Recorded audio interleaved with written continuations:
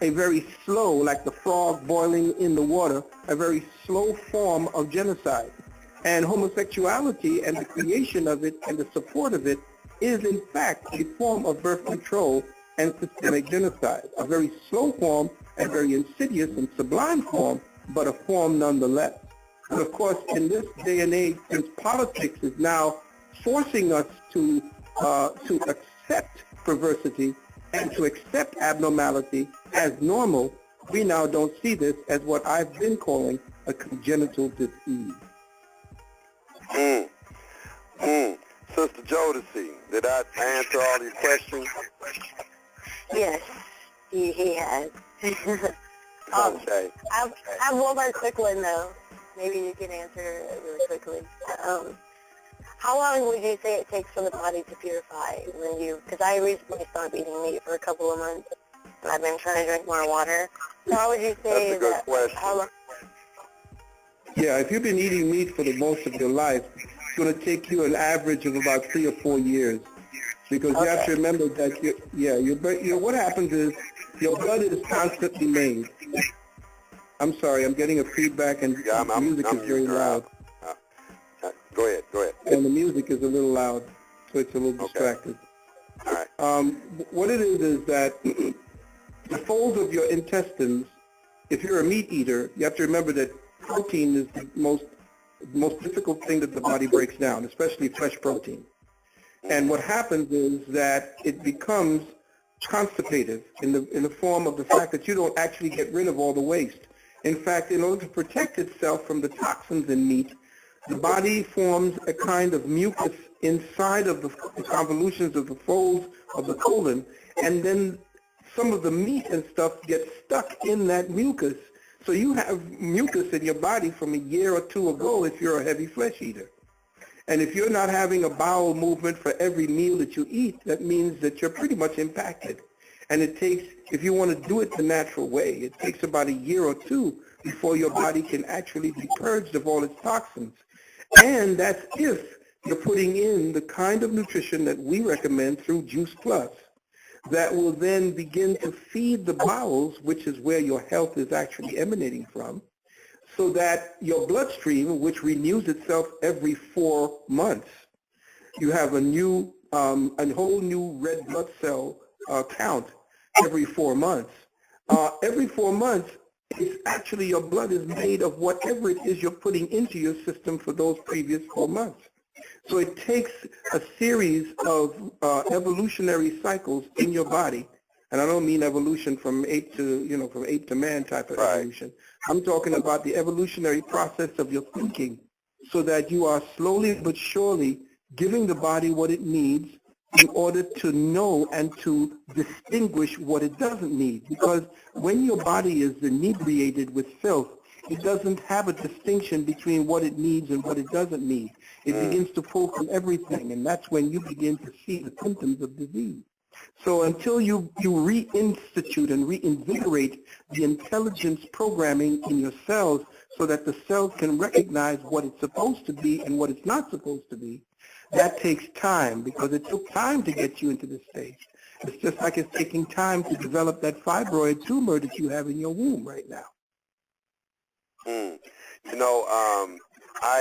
When I did my 21-day fast, I was reading books from various authors who fasted a lot of individuals, and I found out that there will be an evacuation on 21 days, and I had this evacuation, and I've done everything. I've done colonics and everything, and I have to tell you that I was just, and I'm very, very, I monitor my colon. I don't feel like I'm impacted a lot because I do what you say do. I have bowel movements numerously, and but I had this evacuation after the 21 days, and it was just incredible because we think we're getting stuff out of our body, but there's so much stuff in our body that's been there for so many years that it is just incredible. And I like your response. So let me ask you, you think even if I was to do a 40-day fast or fast until they say you should fast until your tongue clears and your urine clears as well. Would that, which I don't know how long that would be, and I don't know if there's any credence to that, but would that be an effective method? Do you subscribe to long fasting like that? Well, yeah, I used to do that. I fasted for 52 days at one point, and I fasted for 46 days another. And yeah, what happens is it depends, because your body in the beginning stages, which is why I recommend to pregnant women that they fast at the point that they find that they actually become pregnant, or even before that they start purification. But a lot of women get afraid because they begin to lose weight when they get pregnant, quiet as it's kept. So the doctors say, well, you better eat. You can't be losing weight. Yes, you have to lose weight. The body's intelligence is clearing out the non-essential material to make way for this pure new entity that's being harbored in your body. So yes, you can. There's ways that you can do it. You can test yourself, and I don't suggest that people start long fasts. I suggest that you start at 1, 2 days, and 3 days, and so forth, and then work their way up to the tolerance, so that the body itself now feeds on what it needs for energy. But you have to get past that point, because as soon as you stop eating, the body goes into an elimination cycle. And when it begins to eliminate, it's passing its waste through your brain as well. So there's tiredness, there's sleepiness necessary. So I suggest people fast during the summer and spring months, not in the winter. Because in the wintertime, your blood vessels shrink in order to conserve and preserve the heat. Whereas in the summertime, they expand, which means that more blood flow, and easier expiration and elimination of waste. Whereas in the wintertime, not good. In the wintertime, because it's an unnatural environment, you have to do sometimes unnatural things to stay warm. So that's when people eat things that keep to the ribs, that they talk about stick to the ribs. It's essentially stuff that takes a longer period of time to digest, which means the more digestion that's going on, the more heat being generated. And of course, it's an artificial process, because the more you do that, and the more you force your body to do that, the more you become exhausted faster. So in the wintertime, there is an adjustive cycle that needs too much. Your body needs too much maintenance during that time. But in the summer and the springtime, even in the early fall, you can do fasting because, again, blood vessels are more open, your body is more expansive, and there's more chances for you to drink and eat without needing to eat, especially. There's more chances for you in the heat to want to drink, which will fill your stomach and get that nerve that needs to be touched but with a full stomach. You'd be drinking more, and therefore you'd feel full, and you'd be a heck of a lot more. You have a lot of energy, less sleep, which scares people. They say, well, oh, God, I only got 3 or 4 hours of sleep. I don't know if I had enough sleep because I needed 8. Well, you needed 8 because your body was stuffed full of filth, and your body needs that much time to shut down the liver so that the liver can actually retain the blood that the body needs to clean before it's returned to the heart. So yes, there is a science, definitely, to fasting, but I don't suggest that we start in prolonged cycles.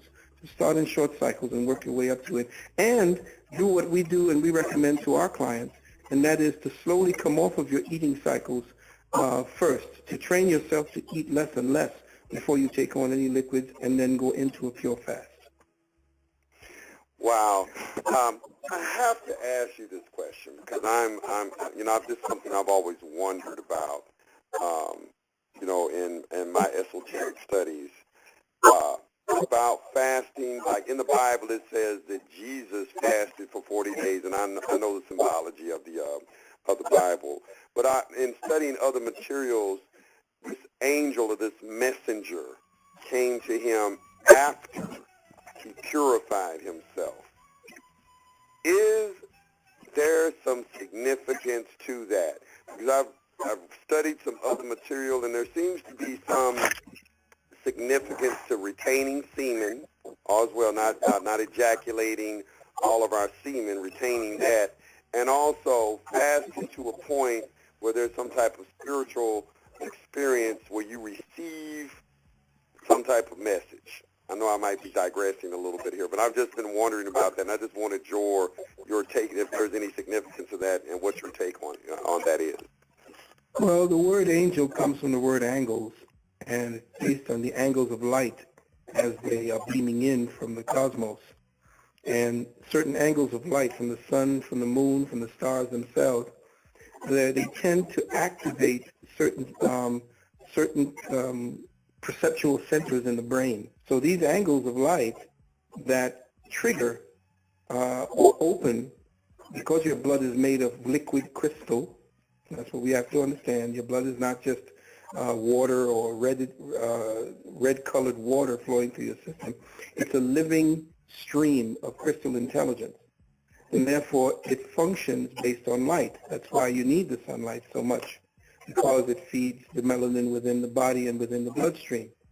So your blood is a liquid crystal that picks up angles of light, so that angles of light are essentially what I call light-encoded information that comes and is processed so that your DNA is the transducer as well as the translator of that particular light.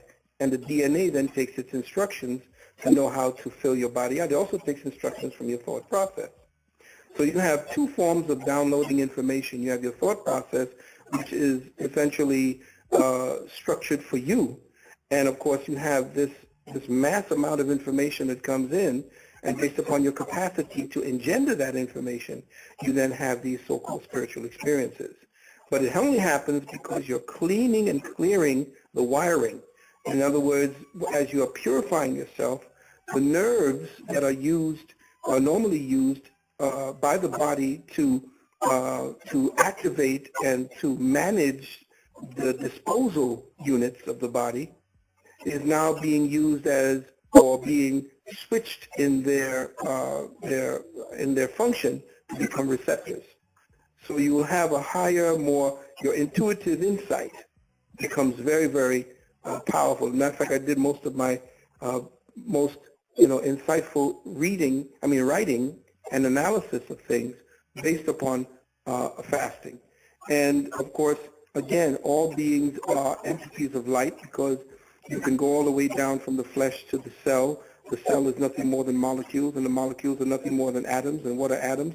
Spiraling forms of light. And that's what you are. You are a light body that essentially has engendered the four elements, the fire, air, water, and earth, which we call the WORD, made flesh. So these four elements, which are the four senses, they're not five, they're only four. Most people say there are five, but there are only four foundational senses.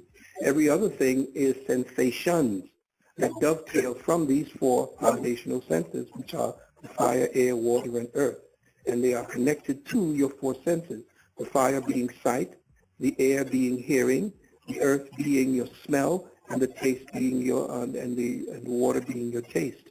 So you have on your head, which is the upper room, all four of the levels that you have, all four of the ways of connecting with the Creator through that telephone communication system, which is called your first eye, not the third eye, the first eye, so that you can now connect through all five of those entities directly to the Creator.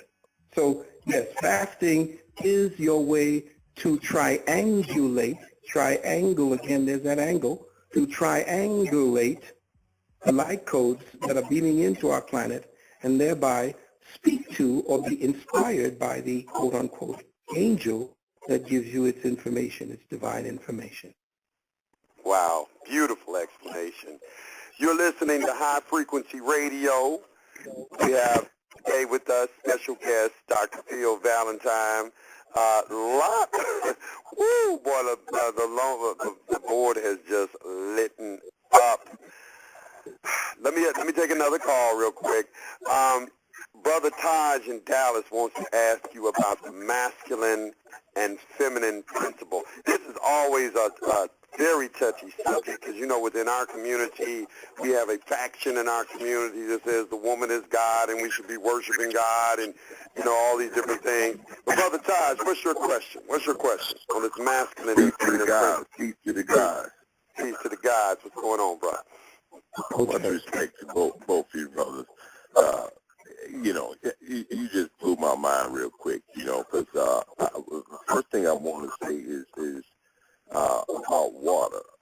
Dick Gregory speaks a lot about water and how it purifies the body. And keeps your body right. It keeps it oiled. So I think water is a major thing.